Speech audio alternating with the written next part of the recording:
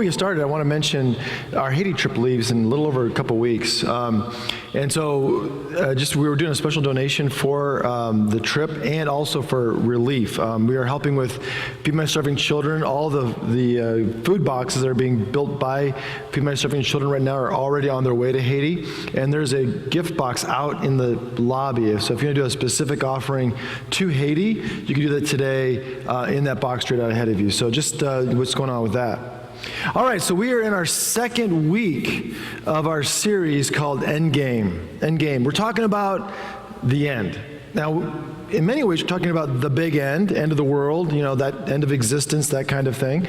But we also said last week that the end is also your end. Right? I mean, when you die, that is your end. And at your end, I don't know if you really care about the big end anymore, right? It's your end is the end. And we believe that the Bible should talk about our end in the same ways it talks about the big end. Now, when we talk about the big end, we often look at things that happen after. What's after the end game? So for example, is there a heaven and a hell that's literal and real? What is heaven like? Or today we're going to talk about what is hell like? What does the Bible actually say about hell? Now, we don't talk about hell a lot these days. We don't know a lot about it, just to be quite honest. We do know some things. There are some things we do know for sure. Like, for example, we know that engineers and former engineers like myself do not go to hell, period. It just doesn't happen. And for more practical reasons than you think. For example, there's a story about one day an engineer died, went to the pearly gates, and St. Peter wasn't there because he was too busy watching the Cubs play baseball, because it's such a rare thing in the course of eternity that they're actually in the playoffs. So St. Peter was doing that, and they got this U of A guy to kind of manage the gate. Well, he made a mistake, and he sent this engineer to hell. The engineer gets to hell, and he's like, this is awful. It's hot, it's muggy, it's just like gross. And so what he does is he begins to make improvements. He puts air conditioning in, escalators. They put big TVs up so they can watch the Sun Devils. Okay. Yeah, it really makes it really super nice down in hell. Well, God gets wind of what's going on, and he calls down to Satan and says, what is happening? What's going on? He said, well, it looks great. Well, what's happening? He said, well, this engineer you gave us has changed everything. We really appreciate you sending us an engineer. And God said, that was a mistake. You're not supposed to get an engineer down in hell. And Satan's like, well, I'm not sending him back. I'm keeping him. And God's like, no, you're not. In fact, you get him up here right now or I'll sue you. And Satan said, yeah, right. Where are you going to find a lawyer? All right, so there are some things that we can say about hell. At the same time, it really isn't a laughing matter, right? We don't talk about hell a lot because we do know it's a bad thing. And in many ways, we don't talk about it a lot because there's a lot of hell going on in our world around us. There's enough bad news, enough bad things, enough conflict happening right here where we live that we don't want to talk about some other place. And also, too, there's fear associated with hell. We talk about it. Last week we mentioned Hamlet and his soliloquy, right, where he says to be or not to be, and he's wondering, should I kill myself? And he doesn't because he's afraid of what might happen after death, that undiscovered country, he calls it. And so we have a fear of hell, so we don't talk about it for that reason too. Some people don't talk about it because they think it's too harsh. God is supposed to be loving and compassionate and kind, slow to anger. And so what kind of God would create something like hell? And so maybe we think that it's just a threat. And everyone goes to heaven anyway, so it's just a big threat. Or sometimes we talk about hell, we'll talk about those who are going to hell, which can make us appear judgmental. And we don't want to say to someone, if you do that thing that you like to do, you're going to go to hell, because they may say to us, well, if you do that thing that you like to do, you might be going to hell. So we tend not to talk about hell because it's too judgmental. There's a lot of reasons not to talk about it, but it is in the Bible. And it is something that Jesus talks about actually quite a bit. And so we want to take just some time today to dive in to this biblical image, this idea and this place that we know as hell. Now, the first thing is, we look at these images the Bible uses. It uses images to describe the indescribable. So they are quite diverse. The first one that's used quite a bit in the Gospels is this idea called Gehenna. So in Matthew 18:9, it says, "If your eye causes you to stumble, tear it out and throw it away. It is better for you to enter life with one eye than have two eyes and be thrown into the hell of fire." The Greek word there used is Gehenna. Gehenna. And it's actually borrowed from Hebrew, from a phrase, Ge Ben Hinnom, which means literally the valley of the sons of Hinnom. And it was a place outside of Jerusalem, a real actual place that they could point to and say, it's like that, Gehenna, the valley of Ben Hinnom, it's there. And it was this place that in ancient times, when the Jews had a real problem with idolatry, that they would sacrifice their children to idols in that valley. In the book of Jeremiah, God says, "And they go on building the high place at Topheth, which is in the valley of the son of Hinnom, to burn their sons and their daughters in the fire, which I did not command, nor did it even come into my mind," God said. And so by Jesus' day, when the Jews had come back from captivity, they made this into a garbage dump, because who wants to live in a place where they used to sacrifice children? So it's a garbage dump, and it was always burning. There was always a fire. It smelled. It was decaying everything. When I was in Jerusalem, I was in Ethiopia several years ago, in Addis, there was a bone pile, kind of in the middle of town. Like all these dead animals, they kind of pile them all up. It's this big, huge, like 2-story pile of bones. And man, it reeked. It was terrible. It was gross. It smelled. You can smell it from miles away. The Valley of Ben Hinnom here in Jerusalem was kind of like that. Jesus could point to it and say, hell is like that, where the worms don't die, the fire is always burning, it stinks, and you don't want to be there. And it became an image of judgment. Another image that we get in the Bible is the Greek word Hades. We don't know a lot about this image that's used, but we do know it was kind of paralleled with the Hebrew idea of Sheol, this kind of like this abode of the dead. But it was also a place of punishment. So Jesus is telling a parable one day, and he says this in Luke 16. In Hades, where he was being tormented, he looked up and saw Abraham far away with Lazarus by his side. But he was being tormented in a place called Hades. A third image that we get of hell is more familiar, that one you're probably more familiar with, is this kind of lake of fire and sulfur. It's all throughout Revelation. So in Revelation 20, it says, "Then death and Hades were thrown into the lake of fire." So this is like another level, right? So if Hades was torment, this is even worse.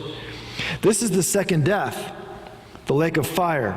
And anyone whose name was not found written in the book of life was thrown into the lake of fire." It's called the second death in Revelation 21:8. "But as for the cowardly, the faithless, the polluted, the murderers, the fornicators, the sorcerers, the idolaters, and all liars, their place will be in the lake that burns with fire and sulfur, which is the second death." This is one of those pretty scary images that we have in Revelation. The fourth and final image I want to talk about today is kind of the opposite. We've got fire, we've got sulfur, we've got torment, a garbage dump. And this one is Matthew's favorite, the Gospel of Matthew's favorite, weeping and gnashing of teeth, or outer darkness. In Matthew 22:13, "Then the king said to his attendants, 'Bind him hand and foot and throw him into the outer darkness, where there be weeping and gnashing of teeth.'" You've heard this one probably quite a bit. And this one, to me, is the scariest image of hell, because it's being alone, and we know what that's like. There's a lot of this kind of hell on the earth today. Being excluded, being shut out, being alone. Mother Teresa said that loneliness and the feeling of being unwanted is the most terrible poverty. Loneliness and feeling unwanted. That's this image of hell. You're shut out. You cry out to God and no one's listening. You're alone, you're by yourself, and all I can hear is maybe the cries of other people, being alone. So we have a very diverse set of images when it comes to hell, right? You got fire and brimstone and sulfur, all the way over to nothing, being alone, isolated. But the question I had this week, and that's all pretty simple stuff, but the question I had this week is, so what causes that? Right? One of the very familiar themes about God in the Old Testament, one of the things that really comes to bear is that God was concerned that the punishment fit the crime. In the ancient Near East, there's a lot of excessive punishments. Right? So you steal a loaf of bread, you lose your arm. And one of the things that God introduced in the Old Testament was, no. The punishment is to fit the crime. God was a God of justice, which meant that if you did something wrong, you'd be punished, but it would fit what you did wrong. It wasn't just like a haphazard kind of thing. The best example of this is in the book of Genesis. Most of you know the story of Adam and Eve, right? Two people, Adam, whose name in Hebrew means ground, and Eve, his wife, whose name means life. So ground boy and life girl are in a garden, and they have one thing they're not supposed to do: eat from the tree in the center of the garden. Well, one day they're walking through the garden, and a serpent calls out to Eve and says, hey, check this out. Isn't that good-looking fruit? Probably tastes awesome. Did God really say you shouldn't eat from that tree? And she said, yeah, God said we shouldn't even touch it. Really? I mean, look how good it is. In fact, the reason why God doesn't want you to have this is because once you eat of this tree, you'll be like God. You'll know good and bad. You'll know everything. You won't need God anymore. You'll be in control of your own life. And that temptation has been around for a long time. Right? Instead of trusting God and relying on God, we want to be in control ourselves. And Eve said, that sounds pretty good. To be in control, to know. So she takes to the tree and eats of it. And then gives some to Adam, who must have been right next to her. Gives some to Adam, and he eats. And they realize what they did. And they go and they hide. Well, God shows up. And he says to Adam, hey, why are you hiding? He doesn't go looking for Eve, doesn't go looking for Satan or the serpent. He goes looking for Adam. He says, why are you hiding? And here's his response in Genesis chapter 3. He says, where'd he go? I heard the sound of you in the garden, and I was afraid, since I am naked, so I hid. And he said, who told you you were naked? Did you eat from the tree from which I commanded you not to eat? What's the answer to the question? Yeah, I did. I'm sorry. That's not what Adam does. What Adam does is he said, yes, but she made me do it. But he blames his wife. In fact, he blames God. He says, the woman which you gave me made me eat of this thing. And then she blames the serpent. So the serpent tempts Eve. Eve tempts Adam. God goes to Adam, who blames Eve, and then Eve blames the serpent. And then when they're punished, the serpent is punished relative to the woman he betrayed. It says that the serpent would be on the ground and she would crush its head. And then Eve is punished relative to the husband whose relationship she betrayed. And then Adam is punished relative to the ground, which he betrayed, because he's supposed to care for the garden, and he wanted to do it as himself and be in control. And so each of those stories, the punishment fits the crime they committed. So here's the question I have. What punishment, if hell's the punishment, what crime fits? Now, we can't look at all the examples today from the Bible, of course, but I found a few themes that were surprising when you look at the crime that leads to hell. So the first crime, if you will, the first thing that God cares so much about that hell's the punishment for is our views of others matter. Our views of others matter. Matthew 5:22. But if you say, so he says, but I say to you that if you are angry with a brother or a sister, you will be liable to judgment. If you insult a brother or sister, you'll be liable to the council. If you say, you fool, you'll be liable to the hell of fire, Gehenna. Think about that for a second. Calling someone names leads to hell. Why? Because there's much more here than just calling someone names. When we reduce other people to labels, to calling them some jerks or fools or something like that, we take away who they are. They are humans. They are God's children, just like us. God's created image. We treat them like a label. We take away who they are. And that matters deeply to God.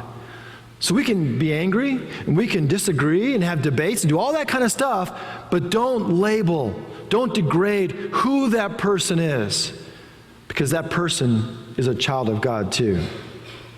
The second thing that matters to God is our dedication. Matthew 18:9, we just read this. If your eye causes you to stumble, tear it out and throw it away. It is better for you to enter life with one eye than to have two eyes and be thrown into the hell of fire. Now, is Jesus saying we should go plucking out our eyes? No, because we'll all be blind within minutes. This is hyperbole. What he's talking about is that where's your commitment? Where's your dedication? Because eyes and feet and hands and ears are all tools that our mind and our heart uses. So are you so dedicated to following Christ and putting God first in your life that your extremities act in a way that represents that? Because if we're not fully committed and dedicated to Christ first, then other things suffer, like our families and our marriages, our relationships with coworkers. All those things suffer because we're not committed. Jesus says you need to be committed because it matters. C.S. Lewis said, the safest road to hell is the gradual one, the gentle slope, soft underfoot, without sudden turnings, without milestones, without signposts. The third thing that matters to God is our integrity. In his last week of his life, Jesus is in Jerusalem, and he is super critical of the Jewish leadership because they're making all these rules for everybody else to follow, but they wouldn't follow themselves. They want to be honored and respected as people, as leaders, but they didn't live like it. Their integrity was not matching what they wanted from other people and the honor they sought from others. And so Jesus says to them in Matthew 23:33, you snakes, you brood of vipers, how can you escape being sentenced to hell?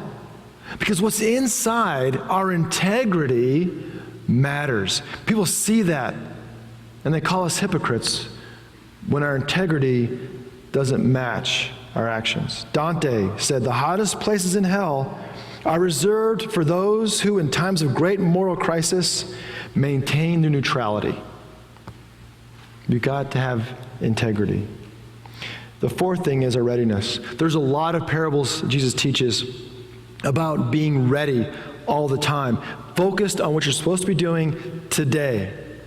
So he tells stories about, a master leaving for a while and giving responsibilities to his servants. He goes away, comes back after a long delay and finds them not working, and he punishes them.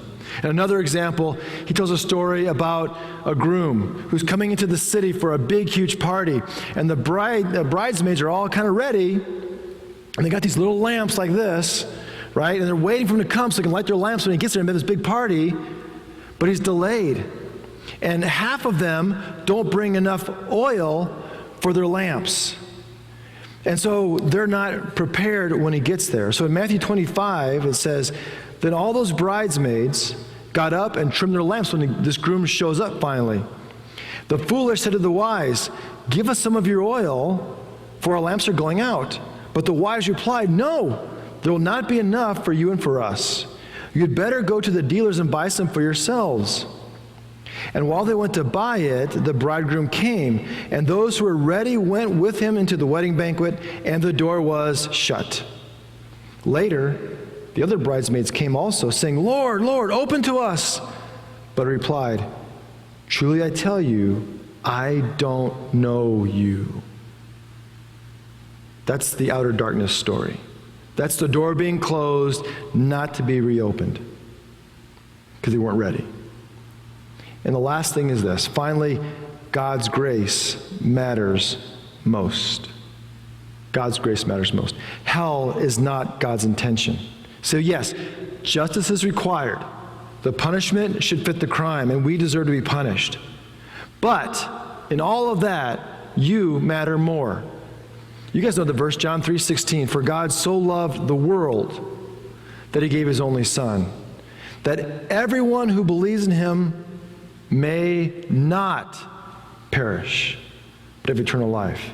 So despite our hypocrisy, our self-importance, our rebellion, our sin, deceitfulness, despite all that stuff we should be punished for, we matter more to God. So God gave his Son to receive that punishment that we deserve. So God gives us the very thing we don't deserve, which is grace and forgiveness. And his Son receives our judgment. So years ago, when I was in Jerusalem, I found this oil lamp in a store. This is actually an oil lamp, probably about 100 years before Jesus, so maybe the 1st century BC is when this was made. And it's like the ones that he uses in the parable, where the bridesmaids didn't have enough oil to fill them with. But I bought it and kept it for a reason. Because to me, this oil lamp has a very familiar story. The way you used to use these is you would take oil and you'd pour it into the big hole here and put a wick in this part. You can see where it's kind of burned to this day. And you'd carry it around to see by. Well, if you look at this one up close, now I'll put it in the lobby so you can take a look at it afterwards. It's broken. It's got, the impression's off-center. The top here is crooked. And I looked at this and I thought, who would keep this? Right? It's just not well made.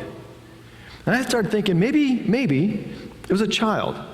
Like learning the family trade. They're learning how to do things and they made the first oil lamp. And I can imagine this child going to the father, to dad, and saying, hey, look what I made. What do you think? I can tell you what the dad didn't do. He didn't take it and chunk it on a garbage heap. He didn't take it and break it on a place like Gehenna, a garbage dump. That's terrible. It's crooked, it's off center, get rid of it. What he did, because it's still here, I still got it in my hands. What he must have done is taken it, put some oil in it, put a wick in it, and let it light the entire household. Let it burn brightly for others to see and say, this is great. Put it on the lampstand in the house. It was important not because it was perfect. It was important because of who it belonged to. This belonged to a father from a child that he loved. And that's why it's here. And that's why it can still burn to this very day. You and I matter to God. That garbage dump called Gehenna is not his intention for you and for me. His intention for you and for me is to shine brightly in the dark places, in the lonely places, in the hells of this world. That's what we're designed for. We give thanks to God that he loves us that much. Let's pray together.